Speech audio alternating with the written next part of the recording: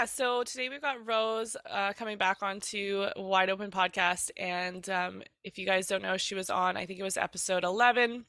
We talk a little bit more about you and um, your struggle when you were diagnosed with the Epstein-Barr virus and your recovery and Mhm. all of that. And so if you guys want to check that episode out, get to know Rose a little bit more. But for anyone who doesn't know you, do you want to give us just a little briefing on who you are and like what your moto and your riding style is? Yeah, and where you're living right now. All right, so I'm currently living in Temagami, Ontario, but I'm originally from Noelville, Ontario, which is a small town, I'd say south of Sudbury, a small town girl. I've been riding since 2005, 2006. I actually started with ATVs, like race quads, and transitioned over into the Enduro scene roughly around 2007, 2008. And I did a stint of racing, I'd say like 2008, no, 2009 to 2013. I raced pretty heavily during that time. And in 2014, I fell ill from the Epstein-Barr virus, which left me pretty much devastated and sort of bedridden for quite a while, and depressed and anxious, and I sort of fell in this whole victim mindset, like, poor me. Why did this happen to me? Now looking back, it's like it was the most beautiful thing that's ever happened to me. I learned so much about myself throughout this whole process, this healing process. So now, obviously, I had to stop dirt biking. I had sort of like wrapped my whole identity around dirt biking. And when I got ill, it really left me devastated. And I sort of felt like, anger and resentment. I didn't know at the time, but those feelings were definitely, brewing inside of Mm-hmm. me. And I had to sort of heal that. And so in 2020, something crazy happened. I woke up one morning. For the longest time, I seriously thought I would never dirt bike again. It was like in the past, and I had sort of like went on this healing journey and went through the whole rabbit hole of health, nutrition, biohacking, and spirituality. So I thought, dirt biking is I was like no longer interested. But something sparked or lit up inside of me around the 2020 mark, and I said, you know what, I want to start riding my dirt bike again. There was something urging me, nudging me to do this. Um, it's bizarre because I can't quite logically explain it. But I woke up one morning and I'm like, I want to start dirt biking again. So between 2014 and 2020-ish, I didn't touch my dirt bike. And then in 2020, I decided to start riding again. So now this year would be my third season in post illness, and it's been a crazy ride. And I wouldn't want it any other way. Again, it's like I'm learning so much about myself, and sort of healing all of those things that I struggled with like pre-illness in my old dirt bike days. Those things are now coming up again, and I'm now a lot more aware, and mature, I guess you could say. And I'm sort of working through these roadblocks and healing myself on a deeper level. So it's been great. Like all of the things that I've learned throughout my healing, between 2014 and 2020, a lot of it was theory, especially when it came to like spiritual concepts and spirituality in general. With the whole dirt bike thing, I'm able to apply a lot of these concepts that I learned into a practical sense, into real life, and dirt biking is allowing me to do this. So it's absolutely amazing, and lots of ups and downs with chronic fatigue. I still struggle with it. Like I'm not 100% healed, and I think that's okay. And I've had to sort of also come to a place where I'm okay with that.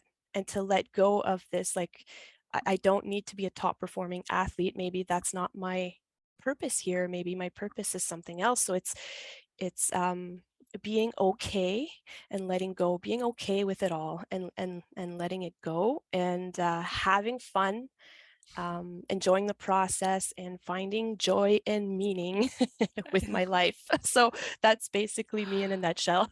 Oh, I love hearing that. That's Oh. beautiful. Yeah, you've definitely grown. It sounds like immensely, and even just since the last time I talked to you, like I just see Mm. you're radiating today, so it's beautiful. Oh. So currently, what bike are you riding at the moment? Oh, my favorite bike ever. Honestly, it's the best bike I've ever owned. Um, it's a 2022 SHERCO 250 SE factory model. So I'm on a 252 stroke now. For the longest time, I was riding a 125 or a 200. So I was on the smaller bore two strokes for the longest time. I've owned, I think, maybe 7 or 8 either 125s or 200s throughout my riding career. I went through a ton of them, mostly used secondhand models, obviously. Um, so this is my first big bore two stroke. So it's an amazing bike. I love it. Yeah, yeah, that's a big step up in getting like a Mm-hmm. real. The Mm-hmm. 250s are beautiful bikes. Oh, So amazing. what made you decide to get a Sherco? The Sherco, so we wanted a carbureted bike, and the main manufacturers at the time, I think now they're sort of switching over to the TBI models.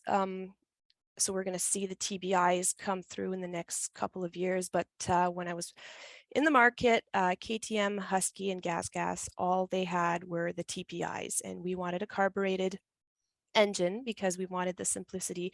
Jeremy is an avid backyard mechanic. He can troubleshoot and work a carburetor, no problem. We ride in Ontario, so we don't have to worry about like elevation changes and stuff like that. So we wanted the reliability and simplicity of the carb. And two, we wanted the KYB suspension. So I had been KTM ever since I switched over from ATVs, which was really early on in my riding career. I went straight to basically KTM. Like, I've had a few Japanese bikes in the mix, but I was basically a KTM girl, and they have the WP suspension, and I was just ready to try something new. And I had tried several Yamahas in the past that have the KYB suspension, and I've heard from a lot of people that KYB is pretty much top notch suspension. And I always sort of struggled with my WP, even after getting it resprung and set by professional. It was still a little bit wonky, I felt, so I was just ready to try something new. And the Sherco had the high-end KYB, the factory model had the high-end KYB suspension. I said, you know what, might as well go all out, get the best. And a few other things that I liked about the Sherco, it came equipped. It was really, out of all of the manufacturers, because we're just getting into hard enduro now, it was out of the box the best suited for hard enduro. It came with a radiator fan built in, and a couple of other little things that were sort of unique to hard enduro. So we felt like that was probably our best match, and so far we're really, really loving the Sherco so much that I went out and bought a secondhand trials bike. But I'm like, I gotta get a Sherco. It's got to match, right? Yeah. So yeah, loving the Shercos. The engine too is just it's phenomenal. It's so smooth. It's a very, very nice machine. It's Oh, different. Like, I've tried several TPIs, and it's a different bike. The engine it feels very different from a TPI bike. So interesting. it's nice. Yeah. Oh, that's good to know because I might be looking for a new bike in the semi-new future. So, yeah, might have to look into the Sherco. Yeah. Thanks Nice for letting. bikes. Okay, so the main topic for today, we're going to be talking about the Corduroy Enduro. Mm. So, some people might know what that is, and for those who don't, which I don't actually know too much about it myself, can you give us a rundown on like what this race is about, like the terrain, the length of it, and how the race works? Sure. So I'm not an expert. I've only done it twice. And this year was my first time actually finishing it and earning my finisher's medal. And that in itself is apparently a huge deal. Huge, yeah. Just getting your finisher's medal, like not even podium, but just getting your finisher's medal. So I'm no expert, but I will try to articulate it as best as I can. So Hmm. it's basically a classic enduro. So you have tests where you're actually timed and transits in between each tests. So you basically, and the format can vary just from the 2 years that I've done it. Last year was way different than this year. The conditions were totally different. Last year we had a lot of rain. This year we didn't have as much rain. But also the course changed. Some of the tests were a repeat from last year. Um, and some were totally different, like brand new tests that I had never seen. And the order of the tests were all shuffled. So it's different every single year. So that's one thing that's unique about the Corduroy Enduro. It's different every year. And this year on Saturday, we started right off the bat on a test. And on Sunday, we started on a transit. So on Sunday, we had like a 10-kilometer transit to our first test, right? So, can you explain like Yeah. what the difference would be? Yeah, the Okay. transit and a test. So the transit, you're not timed. It's basically just a trail to get you to your next test. So you're not Okay. timed. However, don't be fooled. Transits can be just as gnarly as actual tests.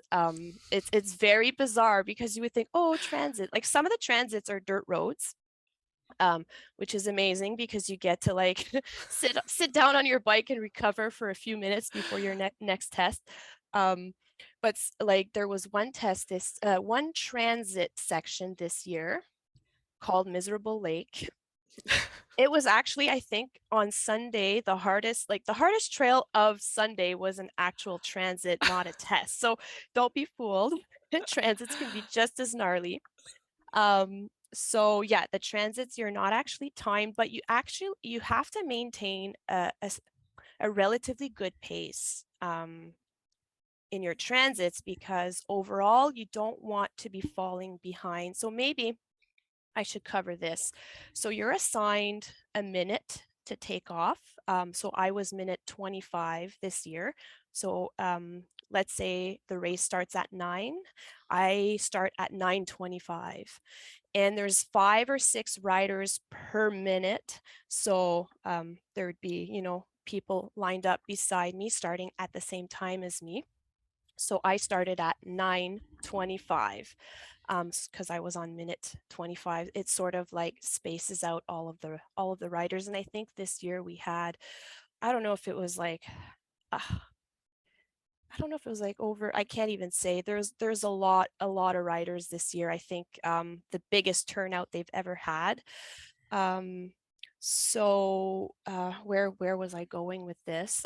Oh, you're doing transits The versus the Okay, so yeah, test. basically, essentially you can only fall, and it depends. Like I said, the layout of the course varies every year. So this year, a first portion of day one, a first portion, we couldn't fall behind more than half an hour. Then once we got to like a gas stop, it was sort of like a reset.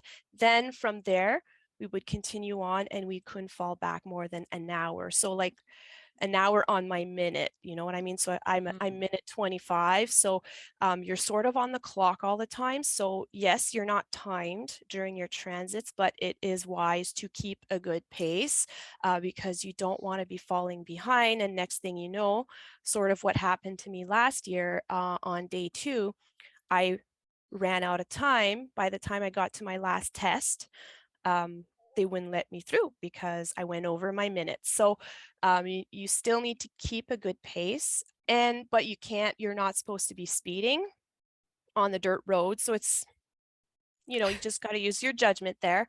But if the transit section is a trail, you can definitely speed and make up for some lost time before you get to your next test. But yes, you have to respect speed limits and stuff like that when you're on municipal roads and dirt roads. Mhm. So yes, there's tests and transits. And so this year, again, like I said, it varies depending on the course. And this year, Saturday was 175 kilometers, day one, Wow. and day two was 135 kilometers. So I know the cord, they say they say it's Canada's toughest race. I know there's some harder races out there that are more technical. I think what's hard and what's tough um, about the cord is that it's 2 days and it's long. It's long and it's hard. It's not hard enduro. There was one test that only the pro class and the experts rode through, and it was called the waterfall test on the Saturday this year, and it was like borderline hard enduro elements in there. It was pretty gnarly, but generally the cord I wouldn't say is a hard enduro, but it is tough because it's uh, long. You're covering long distances over 2 days.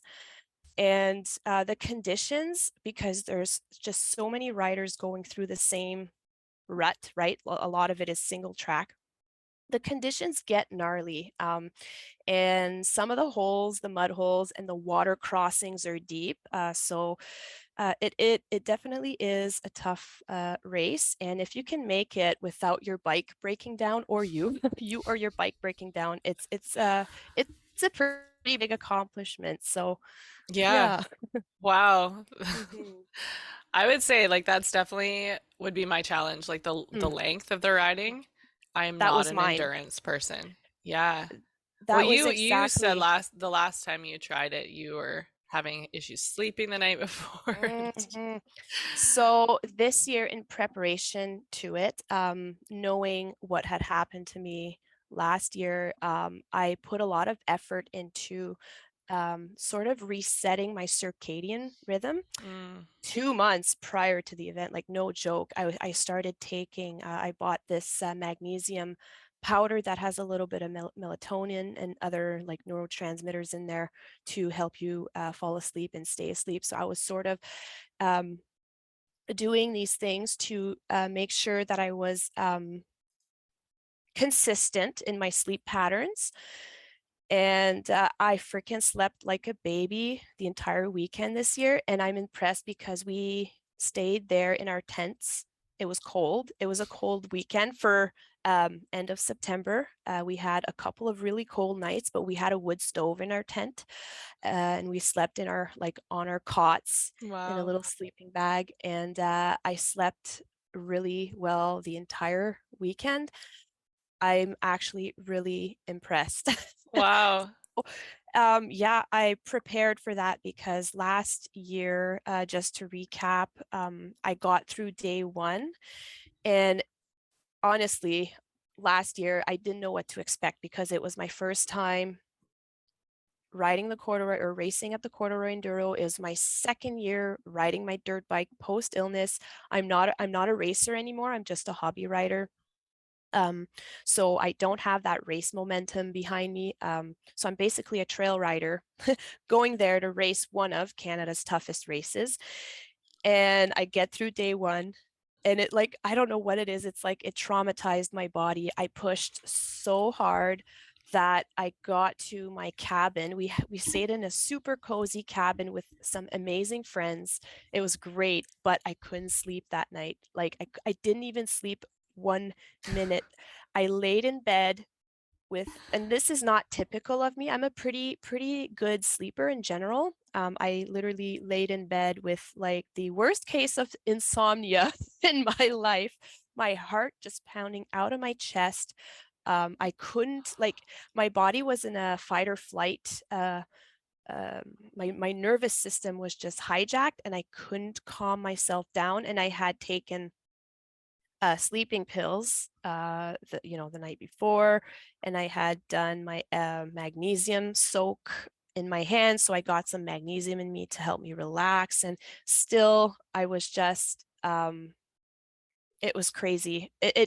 So then I woke up. I woke up on Sunday, didn't sleep a minute, and I got through Sunday, but I didn't finish. I didn't finish Yeah. on time, unfortunately. So yeah, that was my experience last year, and this year, fortunately, I slept like a baby all weekend, and but I think that's because of all of the preparation I had done prior to. It gave me the confidence in order to actually execute it. Yeah. Yeah, yeah. Yeah, So that's cool. Yeah, sleep makes a huge yeah. difference. Oh yeah, yeah. Absolutely. I couldn't imagine going and doing another 100 and something kilometers with no sleep. That, yeah. The adrenaline though, it's like, yeah, the adrenaline just kicks in and you can't control it sometimes. No, no, it was yeah, it was yeah, totally out of my control. And it's strange because I wasn't really even nervous about day two because like I'm not, I can manage my way through pretty hard terrain. I was just it's like it was just my body's response to like a the high stress levels from that day, which was very unusual for me. I had never experienced anything like that post illness anyways. Um, and even during my racing career, um, I had never done anything like the cord. I was a cross country racer, which are basically 2 hour motos, and you do laps, and Yeah, they're 10 or 15 kilometer loops basically. So you memorize your laps, your course, and you basically do as many laps as possible within the 2 hour time frame. So that's the experience, the racing experience I had pre-illness. And then I went and did this corduroy enduro, which was a totally different format, a lot longer, 2 days in a row. So it was like a shock to my system, and I couldn't calm myself down. It was very bizarre, and I could hear everybody in the cabin snoring. It was just like, so irritating, hey? yeah, And then it just gets worse, and your like heart's like, ah. yeah, yeah. Oh. So where is the Corduroy Enduro located? Like, is it always located in the same area? I mean, first of all, it's in the province of Ontario, correct? Yes, so it is always based out of Gooderham, Ontario, and the community center in that little town is where the hub is. So that's where we start on both days. We can camp out there, and there's vendors and music and food. They've been recently, they've had demo days, which is great. So if you're in the market to purchase a brand new bike, uh, hit up the Corduroy Enduro, because most of the major manufacturers are there, and you can go and try all sorts of different bikes. They have a little track, a demo track, they call it. There's even e-bikes, all sorts of different types of motorcycles. They have vintage races on the Friday that you can go and Cool. watch or even participate in if you want to. So it's I would say Ontario's largest event in terms of like presence from all sorts of big names and people. It's definitely our main attraction. That's awesome. Mhm. And is there a qualification to sign up, or can like anyone sign up? Nope. Anyone can sign up. There's Sweet. all sorts of classes. There's Okay. novice all the way through pro. And the courses are going to vary depending on and yeah, so now we can talk about this. This is another really cool element about the Corduroy Enduro is that if you're a novice rider, you obviously don't have to ride the same course as the pro riders. You're basically assigned a colored dot that you place on your headlight, and there's green, blue, orange, and red, depending on your class. and there's going to be splits where only the expert and the pro riders go this way and the rest of the, so there's a lot of volunteers. Like, it takes a lot of people to, the logistics behind this whole event is quite amazing, because you need people at all of those splits. You need people at all of the tests, at the entry, at the exit of each test, several people. You've got to manually keep time as a backup, and they have like these fobs that you have like a little sticker on your visor, right, that has your own unique identifier code, I guess. And when you go through, at the start, they scan you, and then when you exit the test, it picks up on that little fob. It, records your time, but there's also like manual timekeeping involved as a backup. Like, it's quite the logistics. It's amazing, and I'm blown away by the people that put this event together. So yeah, you can be a beginner and give it a try.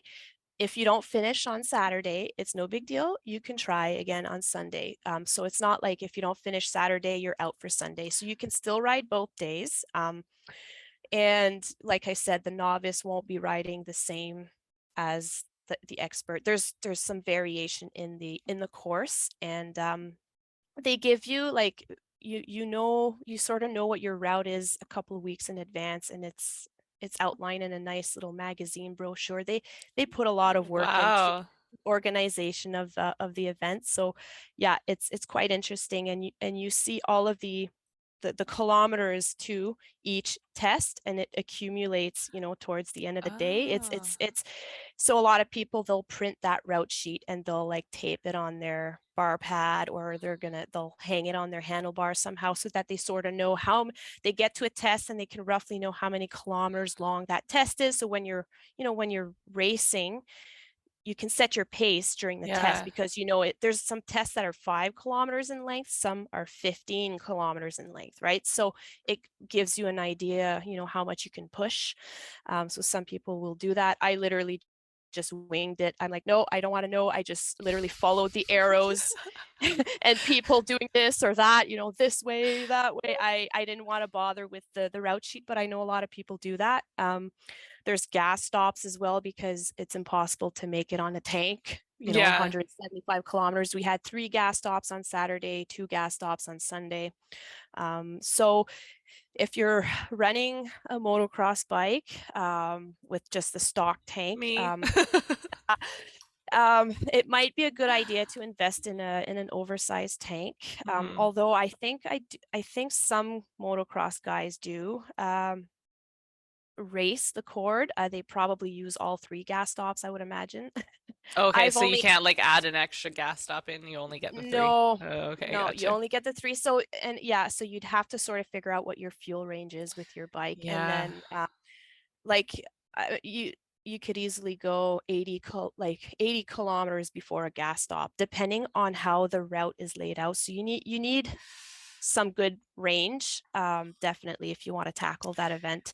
I wouldn't advise going like on a motocross bike, like on a No. motocross bike, yes, but you'd have to have an Yeah, oversized I think tank. my bike, I pushed it this summer and I think I got like 43 kilometers out of it. Like that was like Yeah. a tops, and then I still had to like carry.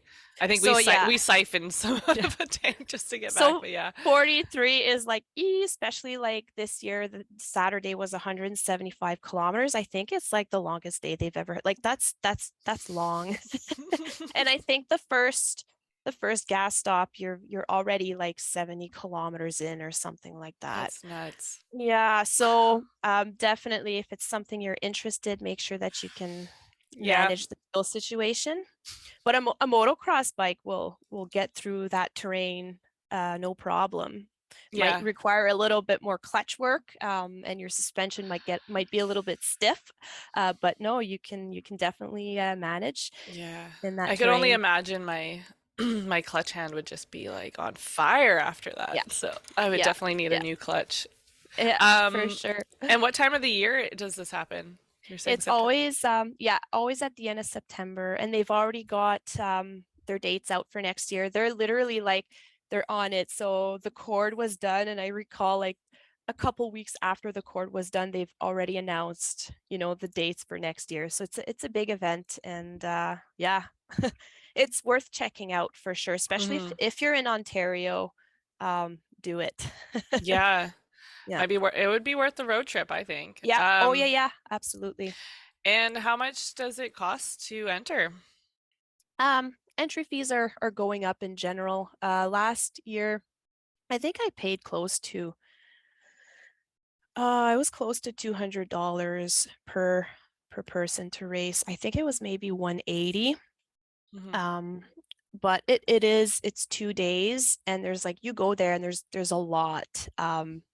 Like I said, there's demo rides, vintage bikes, and all sorts of fun stuff, vendors, and Hmm. you get to see your friends and mingle. So for me, it's not a Well, it deal just breaker. sounds like, yeah, for the amount of work that they put Yeah, into it, like you're paying for absolutely.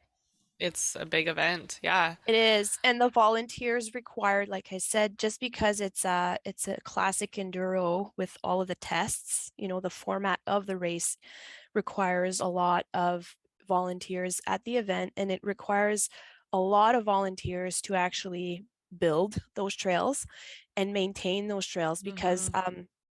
what they have to do at times is like actually close out trails entirely. Like last year, we had so much rain in southern Ontario that the cord was just a mud fest, and it actually ended up destroying a lot of the trails. So they actually have to close some trails down for the time being so that nature can sort of recover, because if you keep putting bikes through those trails, you're just going to destroy them, right? Yeah. So that's why they have to keep building new trails so that they can allow other trails to recover.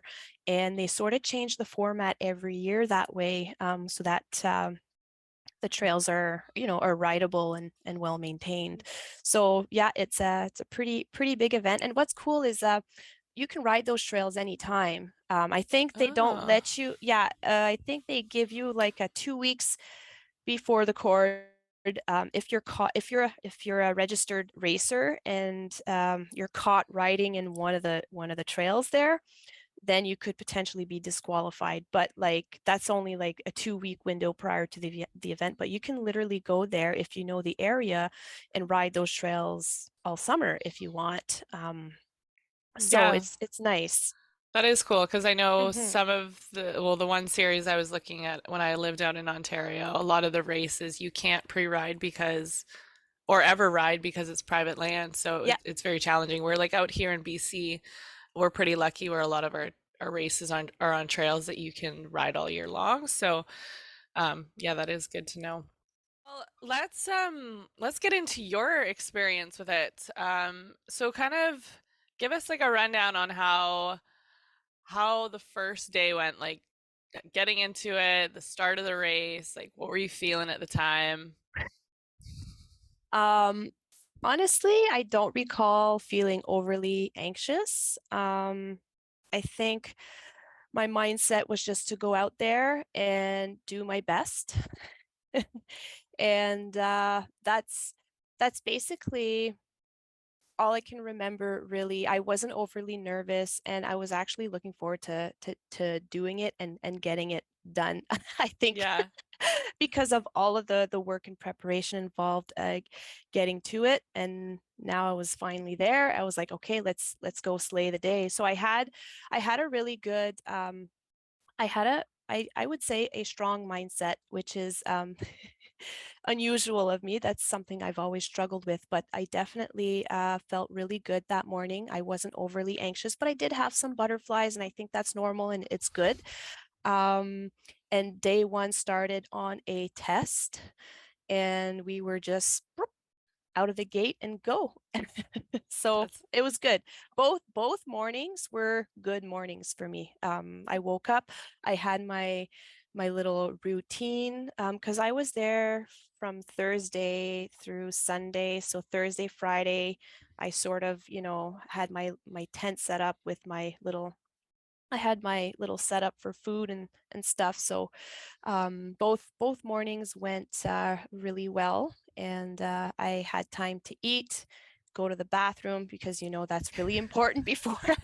That's always something that stresses people out, right? Sometimes Before. you have to go multiple times Oh before a yeah. race. Yeah.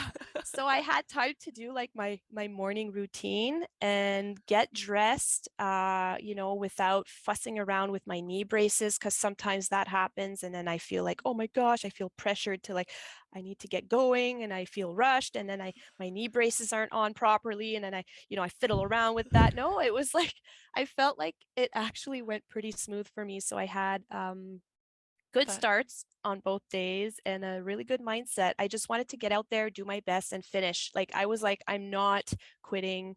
I'm not quitting. Like I'm doing it. I'm getting my finisher's medal. It was like in my mind. Like yeah. there was no way out. I was doing it. Oh, that sounds awesome though. Yeah. Were there any moments during the race though that you were like, I want to quit? Oh, yeah, there were a few moments for sure. I recall getting my hands were getting really, really sore or painful, I should say, not just sore, but like enormous amounts of pain in my hands. And I struggle with trigger finger. It's something I had before my illness. And it doesn't go away. The only way you can make it stop is if you stop the motion that's causing it, which for me is the clutch hand, mostly in my clutch hand, and I have it a little bit in my throttle hand as well. And it's from gripping. And I developed that a long time ago, and it's very hard. You can't get rid of it, but you can manage it. I do all sorts of things to manage it. At home and stuff. But I recall going through, it was actually one of the transit sections. And it was pretty gnarly. It was that typical Canadian shield type terrain, with some mud holes and rock faces. So it's not even a test, and it's gnarly, and my hands are hurting, right? And it was not even halfway through day one. I recall like, oh my gosh, I still haven't, you know, I'm not even done with day one, and my hands are just like in so much pain, and it's strange. So right before, so it was a transit section. I recall taking a few minutes before entering the test, and I took some ibuprofen and ate a little bit of food. So do carry, like, your carry ibuprofen and some snacks, some energy bars and stuff like that. That's definitely a must. So I did that, replenished myself and sort of reset myself before going through my next test, and it actually went away. It's like there was so much pain, and I just rode past it. It's Yeah. weird. I rode past it, and I recall that night thinking, oh man, like I don't know how my hands are going to feel day two. But I had my little routine. I was sitting in my tent and boiling some hot water on the fire, and I brought myself a bowl and some Epsom salts and poured some hot water and Epsom salts and soaked my hands and massaged, because the trigger finger, it's like your ligaments that sort of get caught in the cartilage, or something like that. So it does like a snap pop, Mm. and it's some scar tissue that you have to sort of massage out of each joint, basically. So I sat down by the fire and I massaged my hands, one finger at a time, and that took my magnesium calm to, give me that sensation of wanting to fall asleep and relax. And no, I slept through the night, woke up the next day. My hands were, of course, they're gonna be in pain, but nothing like that one transit section. So I recall having to talk to myself throughout that transit, as in keep going, don't give up, like don't focus on the pain, just keep writing. I recall having to go David Goggins on I myself. was gonna say you're sounding very David Goggins right now. I recall having to go through that on several occasions. And I actually recall having going through, again, it was a transit section, um, feeling a huge sense of relief of having gone through the test. And it must have been a hard test. So I was probably relieved and had like my emotions were sort of running high or something. And I'm just riding through that transit, getting to my next test.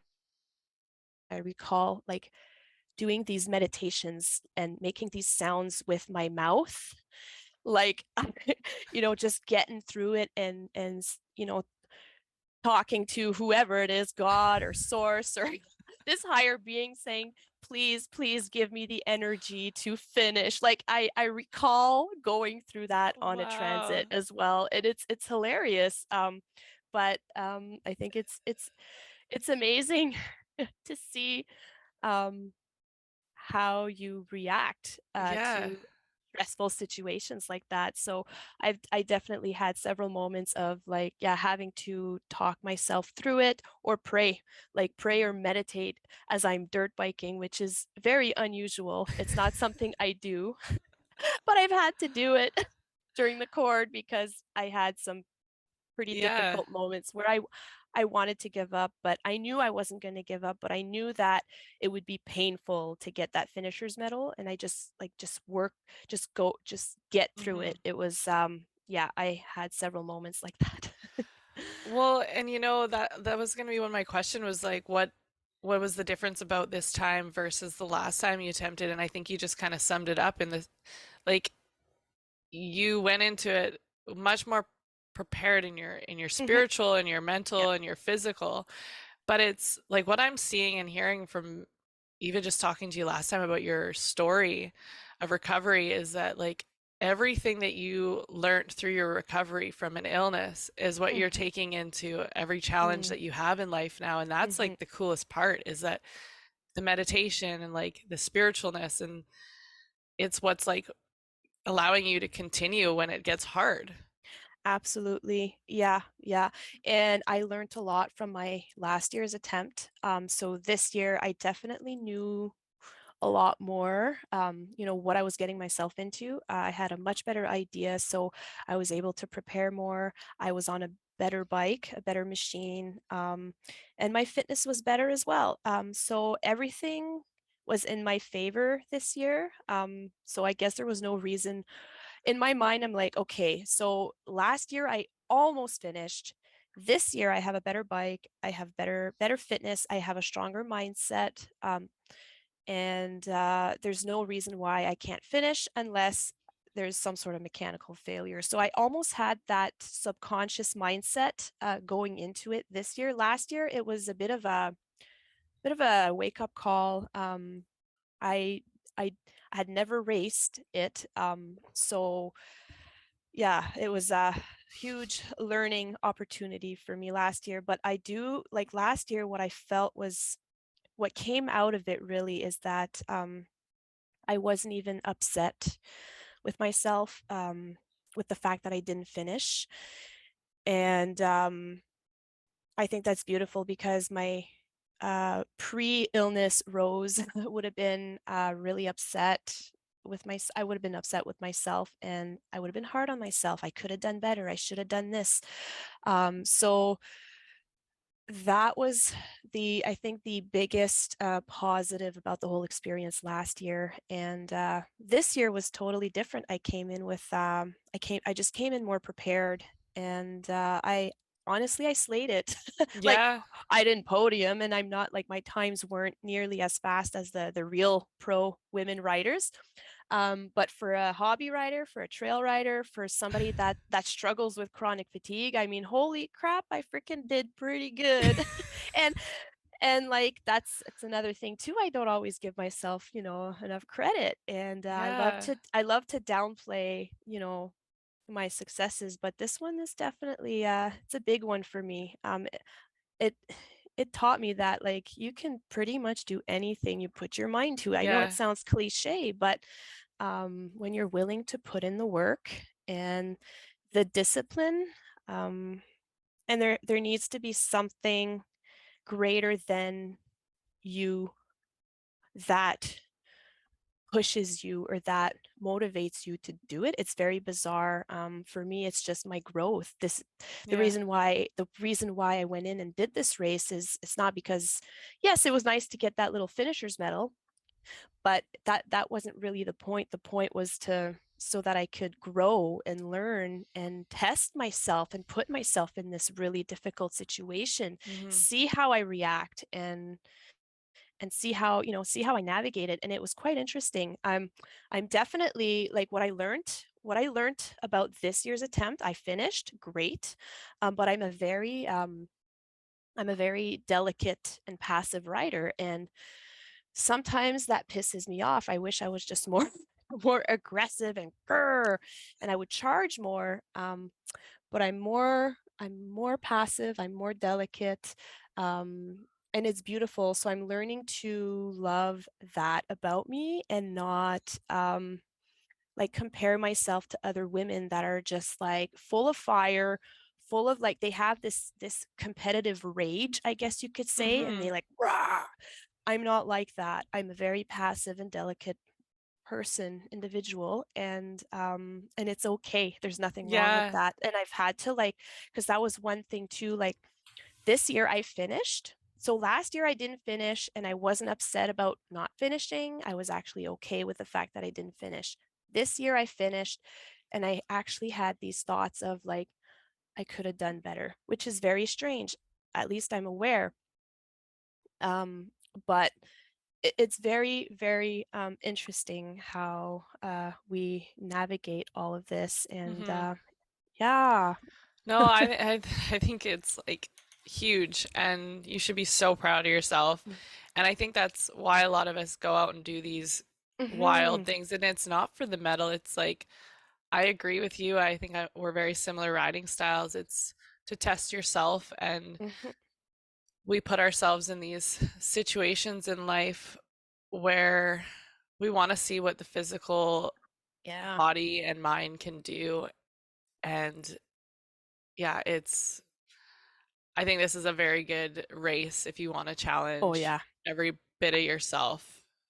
Absolutely. Like let's say for me, because I'm not a seasoned racer, we just don't have the means to travel and attend all sorts of events. So Hmm. we pick one basically, and we do a few other events that are more casual. They're not actual competitions. They're more casual in nature. They're like organized group rides and stuff like that. So we'll do that. But if like to pick one race, and for like, especially if you live in Ontario and you don't want to travel too far and you want to stay within the province, and you want the biggest challenge you can get, the Corduroy is it, and I highly recommend it. It's quite the experience, but definitely be prepared. it's it's not easy. It's going to test you. It's going to test your bike. It's going to test your patience. Like it's amazing. It's a great experience. Yeah, but how cool to get to like experience that side of your human self. And Hmm. in that, like with I wanted to ask you a few things about like how you trained, and also you were kind of saying what to carry in your pack earlier, and that's one of the questions I wanted to ask. What kind of things do you carry in your pack? So I have my essentials for tools, and I have a little first aid kit. It's got some ibuprofen in there and a couple of things, and then some food basically, and my hydration. And I carry a spare little pucks of hydration because at your gas stops you're going to want to refill your bladder. So like I I probably went through, so my bladder is 3 liters, and I recall having to refill it, and it was almost empty at one of the gas stops. So you'll easily drink anywhere between 4 and 6 liters of water, depending on the rider, of course. I most likely drank like close to 6 liters, definitely on Saturday. Although Sunday was shorter, Sunday was harder because we had rain, so the conditions got a little sketchy and gnarly with the rain. But it was cooler. But I definitely drank at least 6 liters of water, and I add electrolytes in there, and I carry the spare electrolytes. So I have tools, a little first aid kit, um, and some food. So I carry little energy bars. I have and protein bars. So I have a nut allergy. So I have to find all these specialty little products for specifically for me, but there's tons of products out there. If you don't have nut allergies, you can find there's some lots of stuff you can choose from. And my hydration, yeah, my little I love the hydrolate. They come in a tube. You can get them on Oh, okay, Amazon. yeah. They're effervescent. So when you put the puck in your glass of water, it sort of fizzes for like a few minutes. Hmm. I feel for me that's the best quality electrolyte. I have a lot of a good um, it's working great for me. And I'm trying to think. I had a little Lucky Charm as well, a little Aw. polished piece of wood that had a word. I think it was confidence engraved in it. I'd have to check. I literally picked it up on our way to the cord. We stopped at a gas station and there was a nice little homemade little shelf full of homemade stuff. And I found this little wooden polished little, it looked like a rock, but it was wood and it was engraved. And I think the word was confidence. So I bought that and threw it in my hydration pack. So like you're between the tools and your 3 liter bag full of fluid, um, your bag weighs a ton. So that's one thing too. If you're not used to riding with a full pack of tools and full hydration, I highly recommend that you train.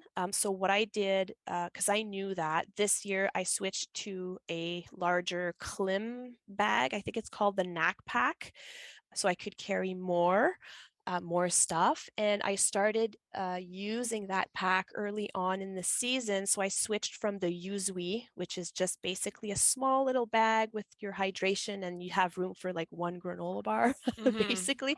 So I switched from that to this full-blown knack pack full of tools and all sorts of little trinkets.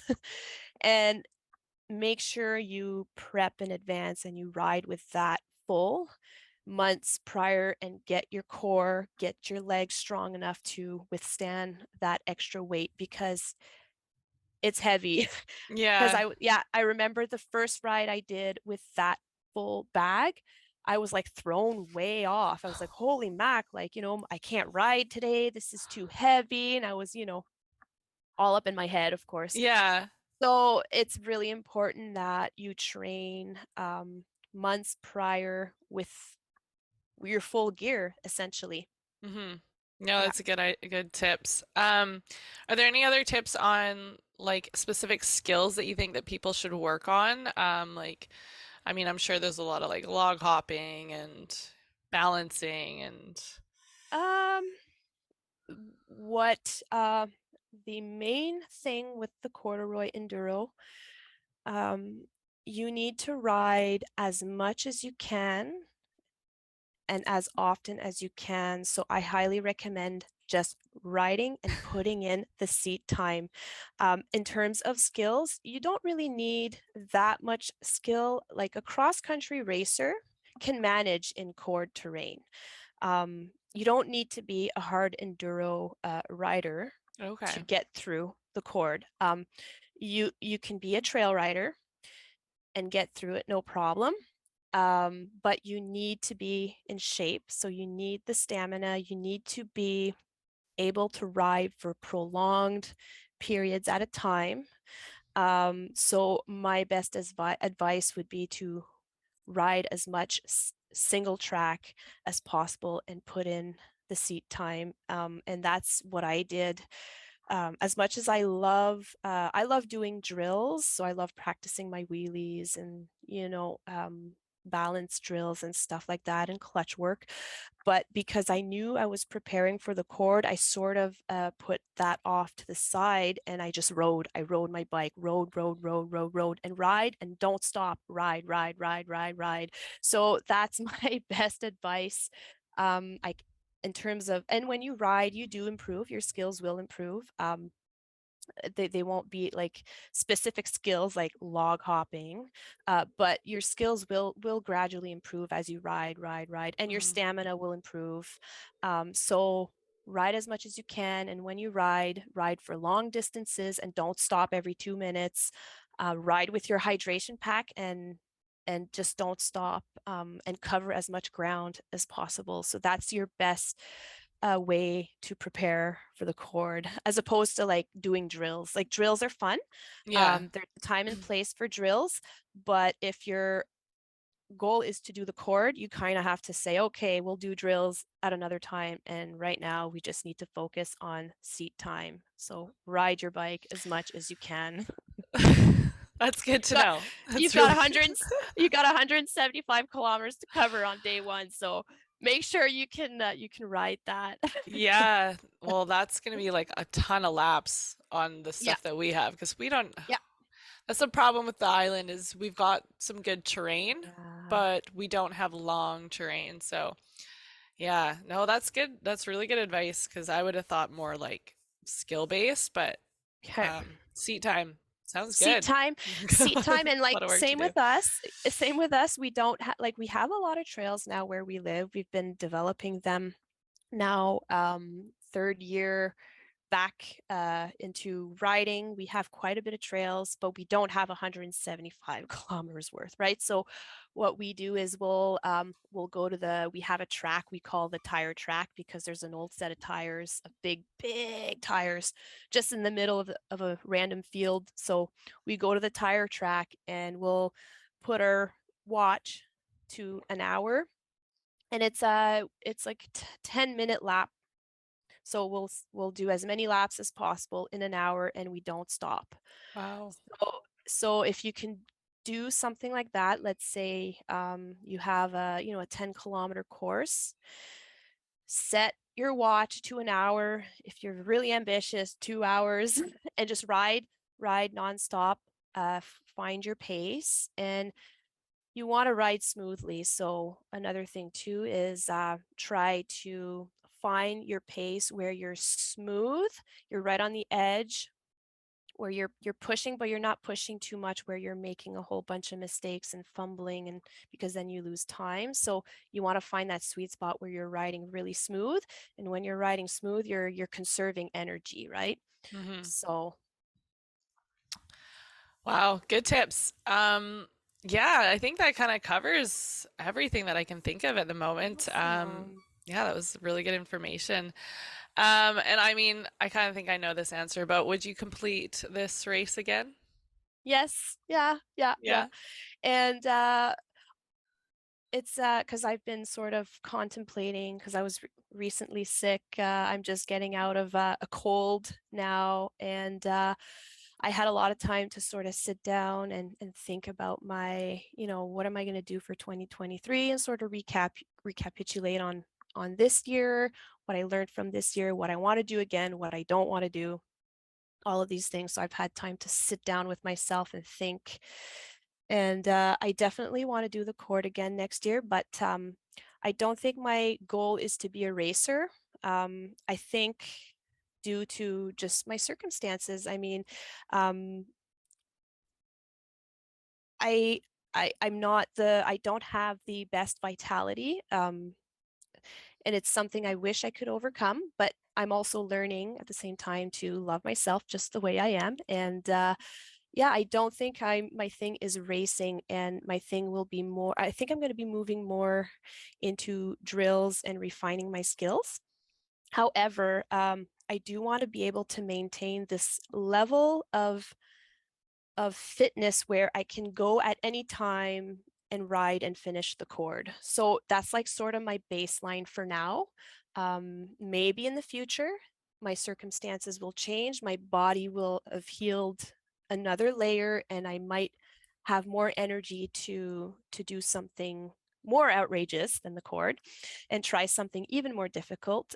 But for now, that's not on my radar. I'd Yeah. rather refine and work on my skills next year, and but still maintain the momentum that I've built this year, carry that through into next year, so that I can go and race the cord and not have to overly prepare for it like I did this year. Now I know I can do it, I know I can finish it. So I think next year I'm probably going to race it again, but it'll be more casual. I'll have a more casual and fun approach to it, Hmm. because I've got to say, like, I started getting anxiety about it 2 months. Well, when I started to, sort of work on my sleep cycle, I noticed like 2 months prior to the court, I started getting anxiety about it. So I had to do something about that. Am I going to sit here and have anxiety about it for 2 months leading up to the event? No, there's no way. So what can I do? Well, I started preparing for it, because when you prepare for it, you sort of build confidence, right? And Yeah. like when you're confident, you're not going to have anxiety. So instead of like letting the anxiety consume me, I just went to work. I just went to work. I rode my bike more. I worked on my fitness. And like for me, my fitness is nothing crazy, just because like, having this lower vitality um, than the average person, I guess. I have to be very careful. Like even in the summer, if I rode 3 times a week, I actually didn't work out. So my thing was move my body vigorously, minimum 3 times a week. And if I ride 3 times a week, that actually counts as my workout. But if I ride twice, then I would supplement with an additional workout. Um, so I made sure to, move my body vigorously at least 3 times a week, and to get as much seat time as possible. Yeah. So yeah. I think I'm learning a lot from just talking to you about my Oh, own. Yeah, this is no, this has God, been amazing because God stuff. I think you're a lot like me, and it's nice to chat with someone who has a similar outlook. And um, yeah, I think that's just really cool to see where your goals are and where you're okay with your own goals because it's Yeah, your own personal journey. And I think that's something exactly. we do too often is try and compare ourselves way Compare. too much. And now you've got a new trials bike, and I think that sounds Yes. like another fun adventure. And Mhm. it's just like you're enjoying the journey of the Yes. riding for yourself, and that's what I love to see about you. Oh, It's yeah, yay. so It's true. And I think that's the whole point, is to really love the process, because if you start if well when you fall in that comparison trap, like for me it's very easy. I can just open up my Instagram, and it like all the type A personalities are, go getter, and there's nothing wrong. That's beautiful. We're all very different and unique. But when you open up your Instagram feed, and first thing you see is, these women that are just ripped and just killing it on their dirt bikes, and I'm just sitting over here like, I can barely do yoga today and I'm exhausted. It's been quite um the challenge, navigating my way through social media and not falling in that comparison trap, because I could easily say I wish I was like them, but it's like, no, I'm actually not like them. I'm me, and I'm and it's beautiful. And this sometimes it frustrates me that I'm slow. I'm literally slow at everything I do in life, like making decisions. Like when I do chores around the house, it takes me forever. I'm just like that. And then with the chronic fatigue, it sort of like slowed me down even more. And there's a lesson for me to learn in that. And it's beautiful. It's brought me so many gifts. And and it's coming to a place where I'm okay with that, and not constantly being frustrated with myself, and then comparing myself to these athletes that are just killing it. That'll just destroy me. So mm. it's working through that. And it yeah it's Yeah, it's it's amazing. I love it, the whole process. I'm happy. And you know what? Regardless of what you ever think, comparing yourself, you are an athlete. Like Oh, hands down, you're an athlete. oh. So um, don't ever think that you're not. You've inspired me, and yeah, I know you're inspiring a lot of other people. So Mm, mm. thank you. Oh, well, thank you for giving me the opportunity to share my story. Thank Yeah, you. yeah. Well, I think that kind of wraps it up, and that's good Awesome. because we're about running out of time for this one. And Okay. yeah, so before we leave, where can people find you on social media? Okay. I'm on Instagram, my first and last name, Rose Latang, and I'm also on YouTube now. So I'm only on Instagram and Yeah. YouTube. Just look up my first and last name and you'll find me. Awesome. Well, it Mhm. was really nice to chat with you again. And yeah, I know there's going to be a few ladies Oh, interested that might be good. coming out from the West Coast eventually for the corduroy. Yes. So hopefully we can see you soon in person. Awesome. Oh, I would love that. That would be my highlight.